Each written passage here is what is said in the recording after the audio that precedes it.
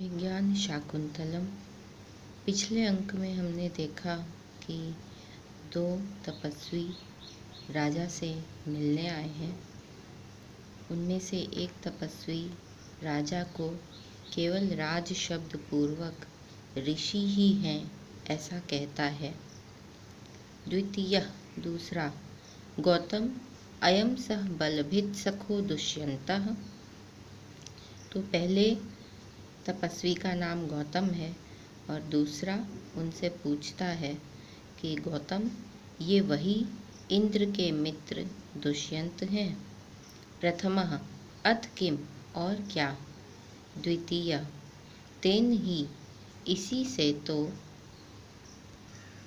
नैतच्चित्रं यदयम् उदधिश्याम सीमां धरित्रीम् एकः कृत्स्नां नगरपरिघ प्रांशुबाहुर्भुनक्ति आशंसन्ते समितिषु सुरा बद्धवैराहिदैत्यै रस्याधिज्ये धनुषि विजयं पौरुहुते च वज्रे।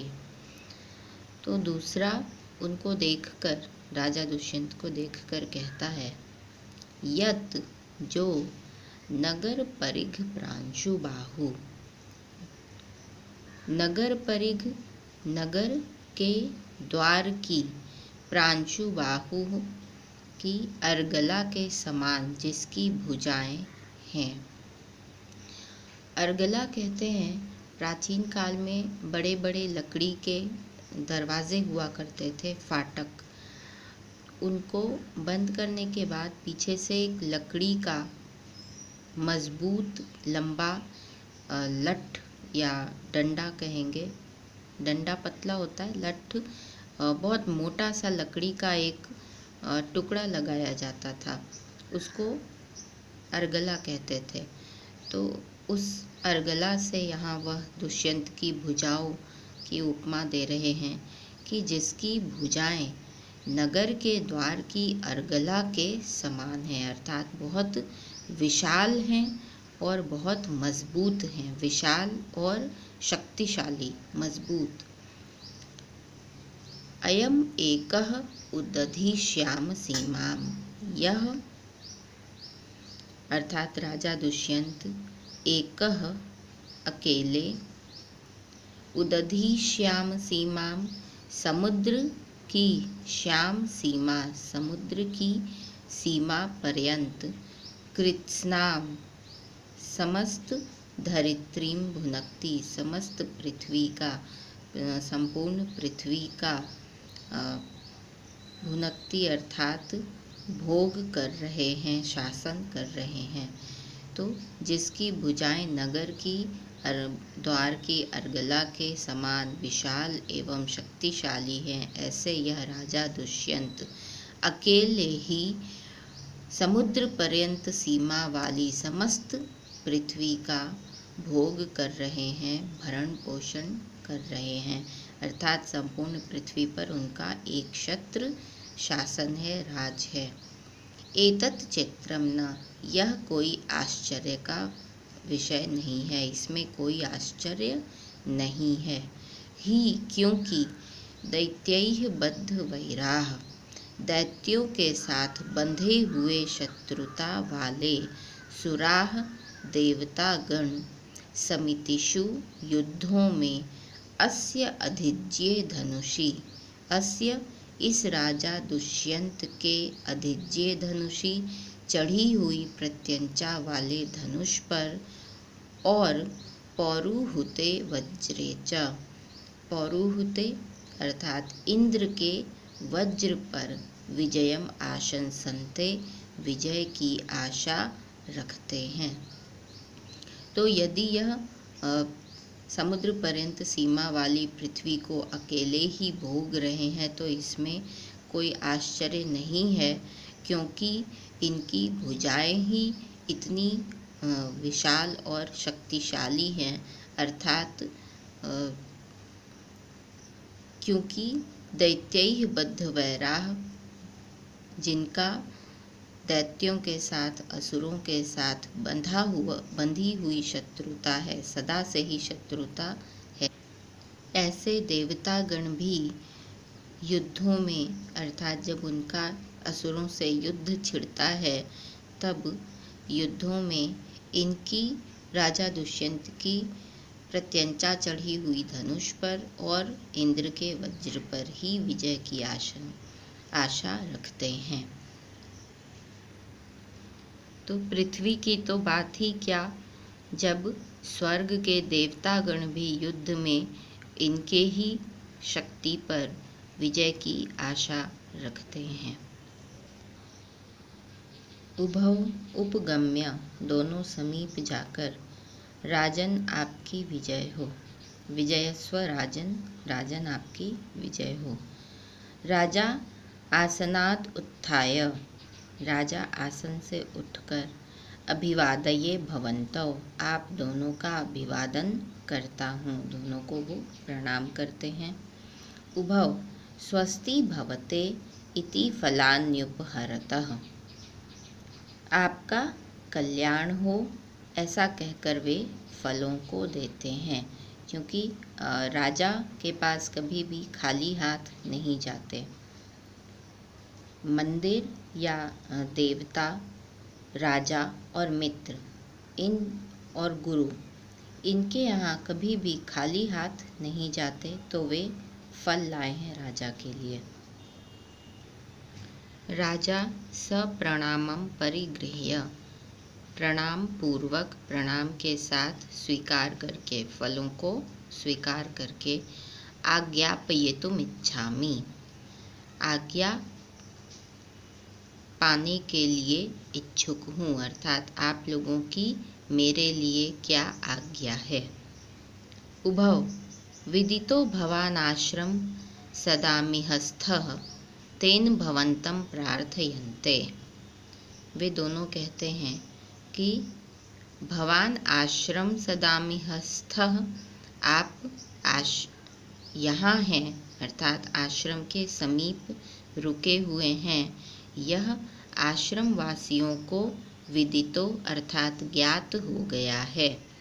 तेन इसलिए, अतः भवन्तं प्रार्थयन्ते इसलिए आपसे प्रार्थना करते हैं। आश्रम वासियों को यह ज्ञात हो गया है कि आप यहीं हैं, इसलिए आपसे हम प्रार्थना करते हैं। राजा किम आज्ञापयन्ति, क्या आज्ञा देते हैं। यहाँ आप राजा की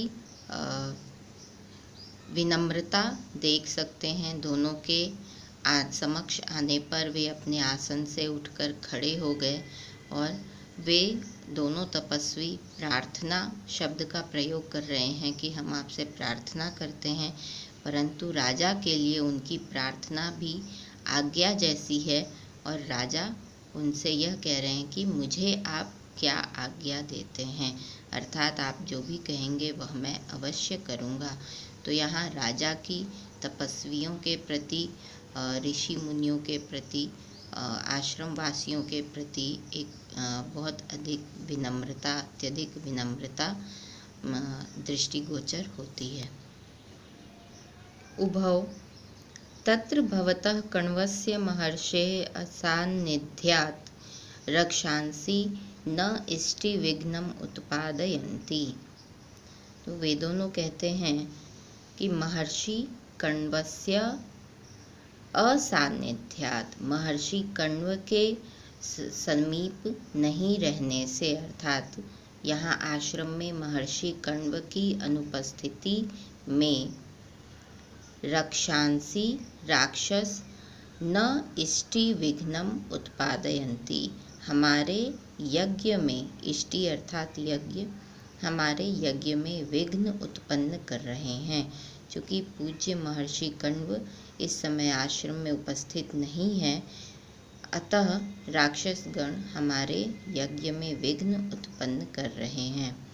तत्कतिपय रात्रम, इसलिए कुछ रात्रि, सारथी द्वितीयेन भवता सनाथी क्रियताम आश्रम इति, कुछ रात्रि अपने सारथी के साथ रहकर आप इस आश्रम को सनाथ करें, अर्थात कुछ रात्रि सारथी के साथ आप यदि आश्रम में ही रुक जाएं और उन राक्षसों से हमारी रक्षा करें वो जो हमारे यज्ञ में विघ्न उत्पन्न कर रहे हैं।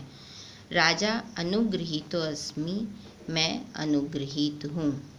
विदूषकः अपवार्य, एक ओर होकर, एष इदानीम अनुकूला ते अभ्यर्थना, अब यह प्रार्थना आपके बिल्कुल अनुकूल ही है।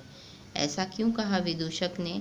क्योंकि कुछ देर पहले ही वे दोनों आपस में यह चर्चा कर रहे थे। राजा चाहते थे कि ऐसा क्या बहाना ढूंढा जाए कि मैं यहाँ कुछ और समय रुक सकूं, और यहाँ सामने से ही एक कारण उपस्थित हो गया कि तपस्वीगण स्वयं ही उनसे प्रार्थना कर रहे हैं कुछ रात्रि रुकने के लिए। तो विदूषक कहता, यह प्रार्थना आपके अनुकूल ही है। राजा स्मितं कृत्वा, मुस्कुराकर, अर्थात राजा भी मन ही मन प्रसन्न हो गए कि उन्हें रुकने का अवसर प्राप्त हो गया। रैवतक मदवचनाद उच्यताम सारथि, मेरे आदेश से सारथी को कहो, स बाणासनम रथम उपस्थापयति, कि धनुष के साथ मेरा रथ उपस्थित करे। तो राजा आश्रम में जाने के लिए, और चूंकि पहले राजा आश्रम में गए थे तो उन्होंने रथ को बाहर ही रोक दिया था। धनुष, अपने अलंकार, अपना मुकुट, सब कुछ बाहर ही हटा दिया था। परंतु अब चूंकि वह राक्षसों से रक्षा के लिए आश्रम में जा रहे हैं, इसलिए वह रथ पर और धनुष के साथ जा रहे हैं। तो रैवतक को वे आदेश देते हैं कि सारथी को मेरे आदेश से कहो धनुष के साथ मेरा रथ उपस्थित करे। दौवारिकः यद्देवाज्ञापयति, जैसा महाराज आज्ञा देते हैं। इति निष्क्रांतः, ऐसा कहकर वह निकल जाता है। उभौ सहर्षम, वे दोनों तपस्वीगण सहर्षम, हर्ष के साथ, प्रसन्नता पूर्वक, अनुकारिणी पूर्वेषां युक्त रूपम इदं त्वयि आपन्नभय सत्रेषु दीक्षिताः खलु पौरवाः। वे दोनों तपस्वीगण कहते हैं, पूर्वेषाम अनुकारिणी, पूर्वेषाम पूर्वजों के, अनुकारिणी अनुकरण करने वाले, तो पूर्वजों का अनुकरण करने वाले, त्वयि इदम युक्त रूपम, आपके विषय में, आपके लिए, इदम यह, युक्त रूपम बिल्कुल उपयुक्त है, अत्यंत उचित है। क्या उचित है? जो उन्होंने तपस्वियों का निवेदन तत्काल ही सहर्ष स्वीकार कर लिया। तो वे कहते हैं कि आपके पूर्वज भी इसी प्रकार तपस्वियों के निवेदन को स्वीकार किया करते थे, अतः आप भी अपने पूर्वजों का अनुकरण करने वाले, आपके लिए भी यह नितांत उचित है। खलु पौरवाः, निश्चित ही पुरुवंशी, आपन्न अभय सत्रेषु दीक्षिताः, आपन्न अर्थात विपत्तिग्रस्त, सत्रेषु दीक्षिता, विपत्तिग्रस्तों को अभय दान देने में दीक्षित हैं, अर्थात जो भी विपत्तिग्रस्त व्यक्ति हैं या डरे हुए व्यक्ति हैं, उन्हें अभय करने रूपी यज्ञ में, सत्र अर्थात यज्ञ, सत्रेषु यज्ञों में दीक्षित हैं। दीक्षा कहते हैं किसी प्रकार के व्रत को नियम पूर्वक लेना।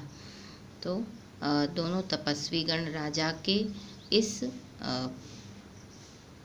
तत्काल निवेदन को स्वीकार कर लिए जाने से प्रसन्न हैं और उनकी प्रसन्नता में ऐसा कह रहे हैं कि पुरुवंशी ने निश्चित ही आपत्तिग्रस्त लोगों को अभयदान देने में दीक्षा ली है, और चूँकि आप भी पुरुवंशी हैं तो अपने पूर्वजों का अनुकरण करने वाले आपके लिए भी यह नितांत उपयुक्त ही है, उचित ही है।